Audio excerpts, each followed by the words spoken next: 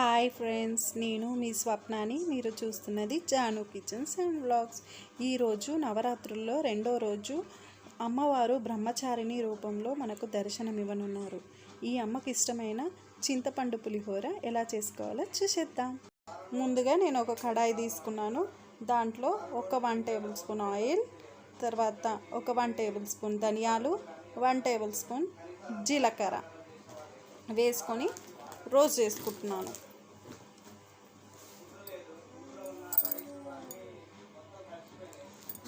తర్వాత కొన్ని ఆవాలు, చూసారుగా. ఇప్పుడు కొద్దిగా మెంతులు వేసుకుంటున్నాను. ఈ మెంతులు కూడా ఆయిల్లో బాగా ఫ్రై అవ్వాలి. ఇప్పుడు మనం కొద్దిగా ఒక 2 టేబుల్ స్పూన్ల నువ్వులు కూడా వేసుకొని బాగా ఫ్రై చేసుకోవాలి. ఇప్పుడు ఇవి బాగా ఫ్రై అయిపోయాయి. ఇవి తీసుకొని మిక్సీ పట్టారుగా. అవి ఫ్రై చేసుకున్న కడాయిలోనే ఒక 2, 3, 4 టేబుల్ స్పూన్ ఆయిల్ వేసుకున్నాను. వేసుకొని కొద్దిగా జీరా, కొద్దిగా ఆవాలు,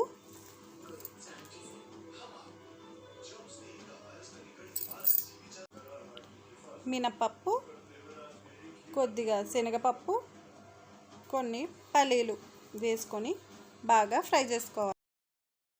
చూడండి, పల్లీలు వేగుతున్నాయి. ఇప్పుడు ఎండుమిర్చి, కొన్ని పచ్చిమిర్చి, మన కారం ఎంత సరిపోతుందో చూసుకొని దానికి తగ్గట్టు కారం వేసుకోవాలి.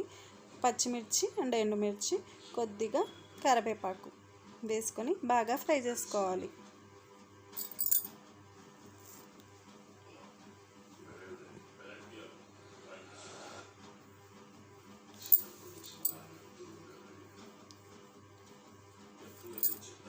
హాఫ్ టేబుల్ స్పూన్ పసుపు, ఎందుకంటే దీంట్లో కొద్దిగా పసుపు ఎక్కువనే పడుతుంది, ఎందుకంటే చింతపండు పులిహోర కదా. ఇందుకు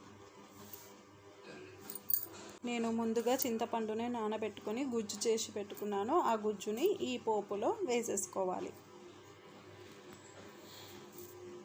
చూసారుగా, పోపులో వేసేసుకున్నాను.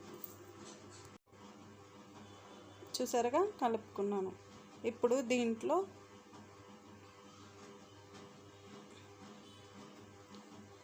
బాగా కలుపుతూ ఉండాలండి, లేదంటే చింతపండు కింద అడుగంటే చాయిస్ ఉంది. కాబట్టి మనం ఒకసారి 2 సార్లు కలుపుకుంటూ ఉండాలి. ఇప్పుడు దీంట్లో కొద్దిగా ముందుగా చేసి పెట్టుకున్న ధనియాలు, జీలకర్ర పేస్ట్, కొంచెం కచ్చాపచ్చాగా, అంటే పూర్తిగా మెత్తగా కాకుండా కొంచెం కచ్చాపచ్చాగా నేను పేస్ట్ చేసి పెట్టుకున్నాను. ఆ పేస్ట్ మొత్తం దాంట్లో వేసేసుకోవాలి. చింతపండు పులుసు ఇదంతా మరుగుతుంటే చాలా మంచి అరోమా వస్తుంది. చూసారుగా, ఇది పొడిని బాగా మిక్స్ చేసుకొని కలుపుకోవాలి. ఇప్పుడు దీంట్లో కొద్దిగా బెల్లం ముక్క, కొంచెం ఇంగువ, మన టేస్ట్కి తగ్గట్టు చూసుకొని. ఇంగువ చాలా ఎక్కువ వేసుకోవద్దు, కొద్దిగా ఒక చిటికెడు వేసుకుంటే సరిపోతుంది.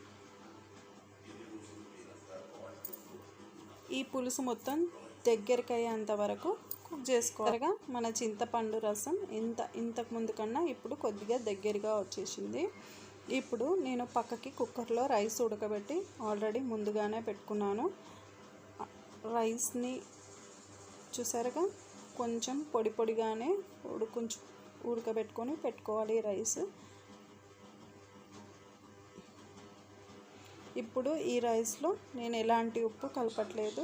మన చింతపండు రసం అది పేస్ట్ పులిహోరది రెడీ అయిపోయింది. దీంట్లో వేసుకొని మిక్స్ చేసుకుంటున్నాను.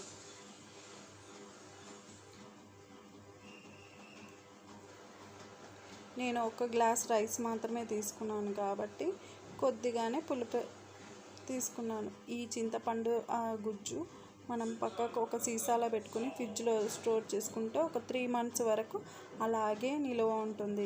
మనం ఎప్పుడు కావాలంటే అప్పుడు వేసుకొని కలుపుకుంటే మన ఇంట్లో పులిహోర రెడీ అయిపోతుంది.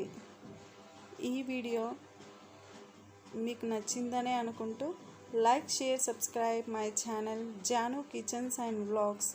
ఈ వీడియో నచ్చినట్లయితే మాకు కామెంట్ సెక్షన్లో కామెంట్ పెట్టండి.